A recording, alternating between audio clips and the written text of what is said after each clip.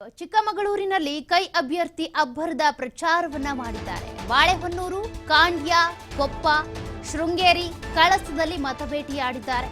ಚಿಕ್ಕಮಗಳೂರು ಅಭ್ಯರ್ಥಿ ಬಾಳೆಹೊನ್ನೂರು, ಕಾಂಡ್ಯ, ಕೊಪ್ಪ, ಶೃಂಗೇರಿ ಸೇರಿದಂತೆ ಕಳಸದಲ್ಲೂ ಕೂಡ ಓಡಾಡಿ ಪ್ರಚಾರವನ್ನ ಮಾಡಿದ್ದಾರೆ. ಮಲ್ನಾಡು ಭಾಗದ ಮಹಿಳೆಯರಿಂದ ಜಯಪ್ರಕಾಶ್ ಹೆಗ್ಡೆಗೆ ಉತ್ತಮವಾದ ಪ್ರತಿಕ್ರಿಯೆ ಸಿಗ್ತಾ ಇದೆ.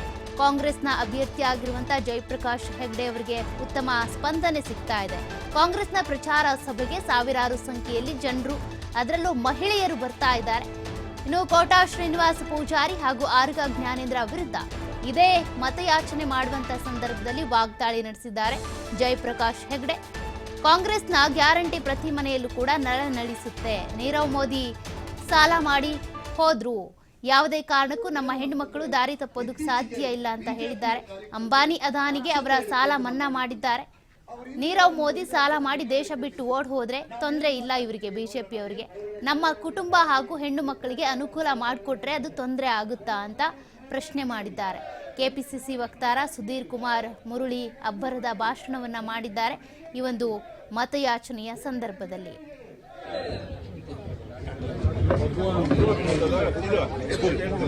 ಅವರನ್ನ ಪಕ್ಷದಲ್ಲಿ ಅಭ್ಯರ್ಥಿಯನ್ನಾಗಿ ಮಾಡಿದ್ದಾರೆ. ಜಯಪ್ರಕಾಶ್ ಹೆಗ್ಡೆ ಅವರು ಸ್ವಚ್ಛ, ಪ್ರಾಮಾಣಿಕ. ಇದರ ಬಗ್ಗೆ ವಿರೋಧ ಪಕ್ಷದವರು ವಿರೋಧವನ್ನು ಮಾತಾಡಲ್ಲ. ಜನಪರವಾದಂತ ಕೆಲಸಗಾರ, ಇದಕ್ಕೂ ಸಹಿತ ವಿರೋಧ ಪಕ್ಷದವರು ವಿರೋಧದ ಮಾತನಾಡೋದಿಲ್ಲ. ಜಯಪ್ರಕಾಶ್ ಹೆಗ್ಡೆ ಒಬ್ರು ಸಂಸದೀಯ ಪಟು, ಬಿಜೆಪಿಯ ಶಾಸಕರುಗಳ ಹಾಗೆ ಕುಸ್ತಿಪಟು ಅಲ್ಲ ಅವರು. ಆದ್ರಿಂದ ಜಯಪ್ರಕಾಶ್ ಹೆಗ್ಡೆ ಅವರನ್ನ ಪಕ್ಷದಲ್ಲಿ ಅಭ್ಯರ್ಥಿಯನ್ನಾಗಿ ಮಾಡಿದ್ದಾರೆ. ಜಯಪ್ರಕಾಶ್ ಹೆಗ್ಡೆ ಯೋಜನೆಗಳನ್ನು ಕೊಟ್ಟಾಗ, ನಾನು ಮರೆತರೂ ಜಯಪ್ರಕಾಶ್ ಹೆಗ್ಡೆ ಅವರು ಇದನ್ನು ನೆನಪು ಮಾಡೋದು. ಗ್ಯಾರಂಟಿ ಯೋಜನೆಯನ್ನು ಕೊಟ್ಟಾಗ ಕೋಟಾ ಶ್ರೀನಿವಾಸಣ್ಣನ ಸ್ಟೇಟ್ಮೆಂಟ್, ಆರ್ಗದ ಜ್ಞಾನೇಂದ್ರ ಅಣ್ಣನ ಸ್ಟೇಟ್ಮೆಂಟ್ ಎರಡನ್ನು ಹೇಳಬೇಕು. ನಾನು ಕೋಟಾ ಶ್ರೀನಿವಾಸಣ್ಣ ಹೇಳಿದ್ರು, ಇದು ಕಾಂಗ್ರೆಸ್ನವರ ಗ್ಯಾರಂಟಿ ಇದೆಯಲ್ಲ, ಇದು ಪುಸ್ತಕದೊಳಗೆ ಇಟ್ಕೊಳ್ಳುವ ನವಿಲುಗರಿ ಇದ್ದ ಹಾಗೆ, ಇದು ಮರಿ ಹಾಕೋದಿಲ್ಲ ಅಂತಂದ್ರು. ಆದ್ರೆ ಕೋಟಾ ಶ್ರೀನಿವಾಸಣ್ಣ ಕಾಂಗ್ರೆಸ್ಸಿನ ನವಿಲುಗರಿ ಇವತ್ತು ಮರಿ ಹಾಕಿದೆ. ಆರ್ಗದ ಜ್ಞಾನೇಂದ್ರಣ್ಣ ಈಗ ಹೇಳ್ತೇನೆ, ನಾವು ಕೊಟ್ಟಿರ್ತಕ್ಕಂಥ ಮಾತಿನಂತೆ ನಡ್ಕೊಂಡು ಪ್ರತಿ ಮನೆಗೂ ನಮ್ಮ ಯೋಜನೆಗಳನ್ನು ತಲುಪಿಸಿದ್ದೇವೆ.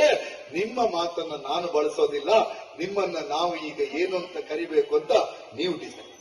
ಕುಮಾರಣ್ಣಂಗೆ ನಾವು ದಾರಿ ತಪ್ಪಿಟ್ಟುವಂತೆ, ಅರೆ ಅಂಬಾನಿಗೆ, ಅದಾನಿಗೆ, ಹಲವು ಶ್ರೀಮಂತರಿಗೆ ಸಾಲ ಮನ್ನಾ ಮಾಡಿದ್ರೆ, ದೇಶಕ್ಕೆ ದ್ರೋಹ ಮಾಡಿ ನೀರವ್ ಮೋದಿ ದೇಶ ಬಿಟ್ಟು ಓಡಿ ಹೋದ್ರೆ ಅದರಿಂದ ದೇಶಕ್ಕೆ ತೊಂದರೆ ಆಗಲಿಲ್ಲ. ನಮ್ಮ ಹೆಣ್ಣು ಮಕ್ಕಳಿಗೆ, ನಮ್ಮ ಕುಟುಂಬಗಳಿಗೆ ಸವಲತ್ತು ಅಂದ್ಕೊಂಡ್ರೆ ಬೇಸರ ಆಗುತ್ತೆ. ನಾನು ಪರೀಕ್ಷೆ ಮಾಡಕ್ಕಾಗಿ ಕೇಳ್ತೀನಿ, ಸತ್ಯ ಇದ್ರೆ ಏನೋ ವಿದ್ಯಾ ಧೈರ್ಯದಿಂದ ಕೈ ಎತ್ತಿ, ಸುಳ್ಳು ಆದ್ರೆ ಇದು ಸುಳ್ಳು ಅಂತ ಹೇಳಿ. ನಾವು ಗ್ಯಾರಂಟಿ ಯೋಜನೆಗಳನ್ನು ಕೊಟ್ಟಾಗ, ನಾನು ಮರೆತರೂ ಜಯಪ್ರಕಾಶ್ ಹೆಗ್ಡೆ ಅವರು ಇದನ್ನು ನೆನಪು ಮಾಡೋದು.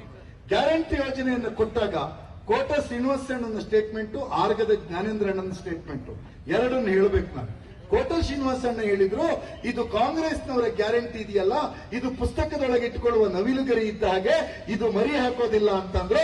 ಆದ್ರೆ ಕೋಟಾ ಶ್ರೀನಿವಾಸಣ್ಣ ಕಾಂಗ್ರೆಸ್ಸಿನ ನವಿಲುಗರಿ ಇವತ್ತು ಮರಿ ಹಾಕಿದೆ. ಆರ್ಗದ ಜ್ಞಾನೇಂದ್ರಣ್ಣ ಈಗ ಹೇಳ್ತೇನೆ, ನಾವು ಕೊಟ್ಟಿರ್ತಕ್ಕಂಥ ಮಾತಿನಂತೆ ನಡ್ಕೊಂಡು ಪ್ರತಿ ಮನೆಗೂ ನಮ್ಮ ಯೋಜನೆಗಳನ್ನು ತಲುಪಿಸಿದ್ದೇವೆ. ನಿಮ್ಮ ಮಾತನ್ನ ನಾನು ಬಳಸೋದಿಲ್ಲ, ನಿಮ್ಮನ್ನ ನಾವು ಈಗ ಏನು ಅಂತ ಕರಿಬೇಕು ಅಂತ ನೀವು ಡಿಸೈಡ್. ಕುಮಾರಣ್ಣಂಗೆ ನಾವು ದಾರಿ ತಪ್ಪಿಟ್ಟುವಂತೆ, ಅರೆ ಅಂಬಾನಿಗೆ, ಅದಾನಿಗೆ, ಹಲವು ಶ್ರೀಮಂತರಿಗೆ ಸಾಲ ಮನ್ನಾ ಮಾಡಿದ್ರೆ, ದೇಶಕ್ಕೆ ದ್ರೋಹ ಮಾಡಿ ನೀರವ್ ಮೋದಿ ದೇಶ ಬಿಟ್ಟು ಓಡಿ ಹೋದ್ರೆ